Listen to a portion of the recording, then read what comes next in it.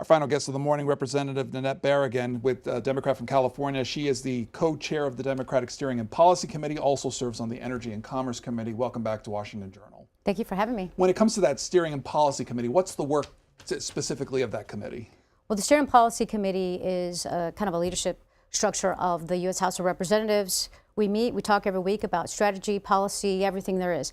What the Steering and Policy Committee has started to do is to do an on-the-road initiative. We have had hearings in Washington, roundtables in Washington, but now it's about going out into the community, talking to people. We were just in Rancho Mirage this past weekend, hearing and having a town hall, hearing from people about what they care about. We heard about things like Medicaid, concerns about cuts to Medicaid. We heard from veterans. We heard from parents about the cuts to Department of Education.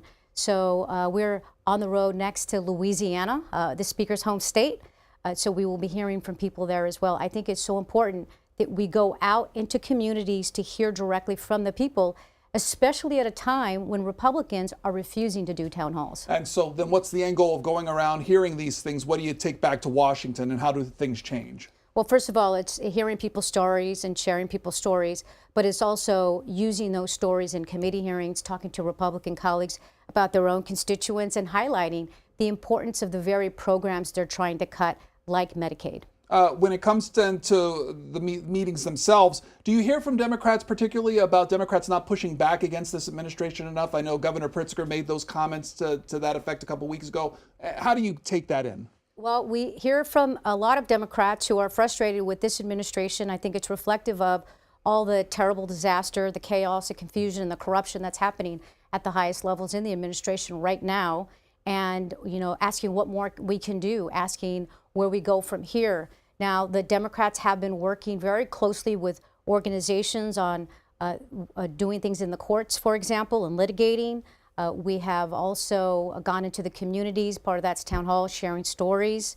And it's just a all hands-on approach where we need everybody speaking up and speaking out. And so just today, for example, I would love to hear from some of your callers in places like Kentucky, Louisiana, West Virginia, to hear back about what they think about cuts to Medicaid, because these are the stories that are the most powerful to get us in the committee to share those stories to their members of Congress, to hope that they will maybe change their minds or be willing to vote in the interest of their constituents, not for billionaire tax cuts for the rich. I suppose that parallels well with you being on the Energy and Commerce Committee, considering that one of the tasks of that committee is to find Medicaid cuts to pay for the reconciliation bill. Absolutely. So with that information, what do you take to that committee when you eventually meet on these kind of topics? Well, one of the things that I've been doing in the committee is when I hear constituent stories from some of my Republican colleagues, or even pointing out the number of Medicaid recipients that they have in their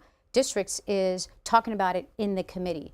That is something that your colleagues don't like to hear about when you're in a committee, and reminding them of how many people are at stake and what's on the table.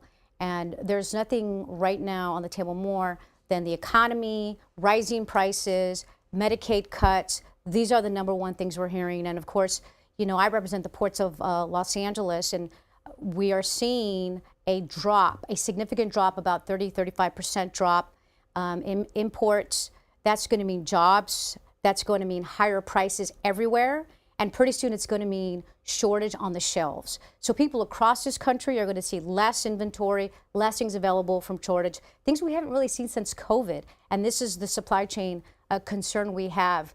And what are we voting on this week in the U.S. Congress? Instead of voting on something to bring down costs, something to help the American people, we're voting on renaming the Gulf of Mexico, which is just shows you how out of touch Republicans and this administration are with the American people and their concerns right now. Representative Barragan with us until 10 o'clock. If you want to ask her questions, Democrats 202-748-8000, Republicans 202-748-8001, and Independents 202-748-8002. You can also text us your thoughts at 202-748-8003. Earlier today, we had a conversation with Representative Frank Belcher on the Energy and Commerce Committee. He talked about Medicaid. He talked about necessarily when it comes to those cuts, it's not necessarily cuts, it's slowing the rate of growth. When you hear that, what do you think of that idea?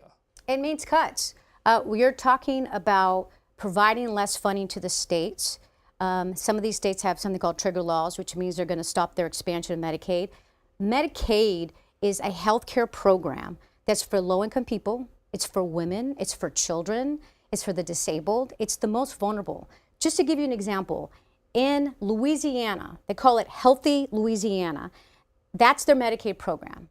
You had 500 million people get on that, 500,000 people, I should say, get on that with the expansion. Those people would be at risk if the federal government is going to stop giving as much matching funding or dollars to the state.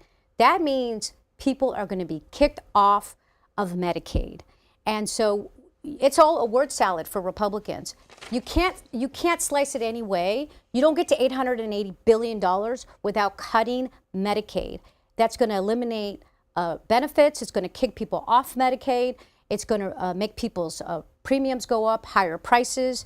This is about health care. We shouldn't be cutting it for the most vulnerable. Well, one of the other terms, at least in a story recently in The Hill, about one of those ideas is a per capita cap, saying that key Republicans say that it's not technically a cut to avoid the politically charged label. Is it the same thing we're talking about as far as a cap is concerned and what states get? Absolutely. That's exactly the translation is cuts to Medicaid. So when you hear that, that's exactly what that is. It means that they're going to limit the amount of money that the federal government will be sending to the states per person, something we don't do right now. That's going to mean that the states can't make up the difference. They're going to kick people off Medicaid. They're going to reduce benefits. That means basically higher prices. It all translated into the same thing. Like I keep saying, it's going to be a word salad. They're going to call it what they are, but it's going to mean less benefits, less people on Medicaid, which is health care for the most vulnerable. There was supposed to be a hearing this week on the reconciliation bill. That got pushed off a week. What's the message that you get from that push off? Well, it just goes to show you, this is an administration and House Republicans have been following them off the cliff. It's just more chaos, more confusion. I know that there are some Republicans that are not comfortable with this because this is their constituents, and we need those Republicans to speak up, which is why we need constituents in your callers to also speak up. Call their members of Congress, share their stories, say why this is so important, what Medicaid means to them, so that they can really put a face on what's happening today. I do think that you are seeing a postponement, right? This was supposed to happen originally last month, and then it got moved to this month, and now we're hearing, oh, it may take longer than that. That is, I think, an indication of the fact that Republicans, are having a hard time because this is about people's health care that they're taking away.